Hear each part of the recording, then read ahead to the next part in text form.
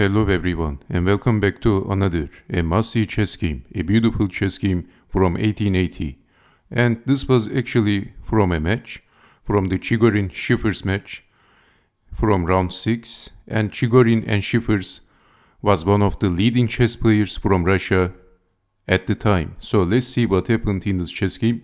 Chigorin has the white pieces and Emmanuel Schiffers has the black pieces.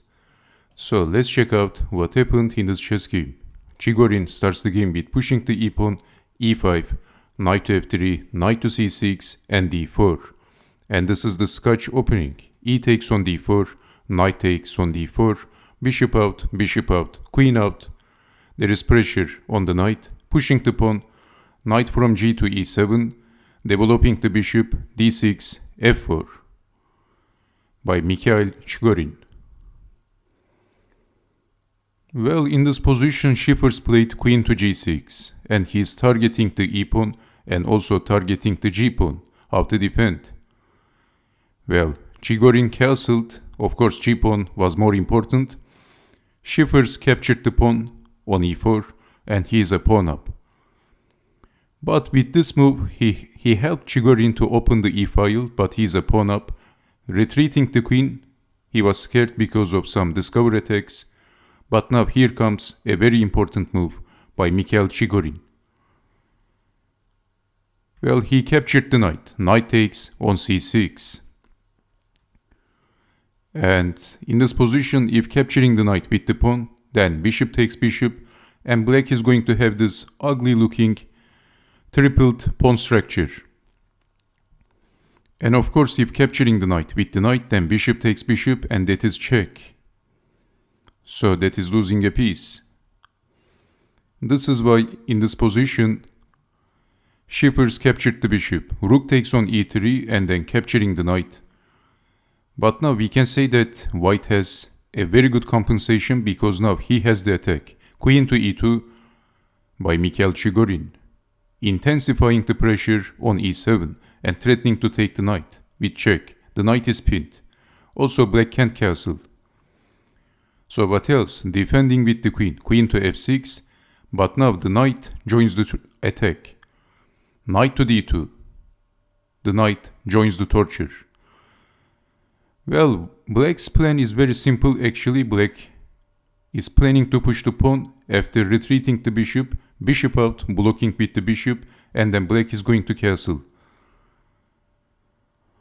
So, first d5, bishop back, developing the bishop, and black is ready to castle. What would you do in this position? Well, Chigorin played rook to f1. Would you castle in this position as black? Well, Schiffers pushed the pawn. And now he is planning to castle, but let's take it back. If castling immediately, this rook move was a sneaky move because of f5, and black is going to lose a piece. So if moving the bishop, rook takes knight. If knight takes on f5, then rook d5, and the knight is pinned. And this is looking very ugly, as you can see, for black. Okay, so in this position we have bishop to e6 and then rook to f1 and threatening to push the pawn. So g6, grabbing on f5, knight to b3, the knight is going to join the attack. And then castling, g4, very aggressive by Chigorin. Rook from a to e8 and then knight joins the attack. Knight to c5.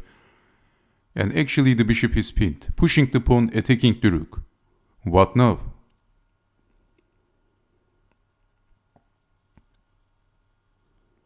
The bishop is not pinned right now, but after g5, black has to defend the queen. And now, rook takes on e6 by Mikhail Chigorin. What a move. Pawn takes rook and then capturing the pawn, check. Of course, we have king to g7. If blocking with the rook, then bishop to c4 is coming. And then Chigorin has no fear. He played rook to e1. Well, if moving the knight, then simply checking the king, queen to d7, that's also attacking the rook. So definitely we can say that black can't move the knight. D takes on c3. And now this is a very important moment of the game. What would you do in this position if you had the white pieces? Guess the next move of Chigorin.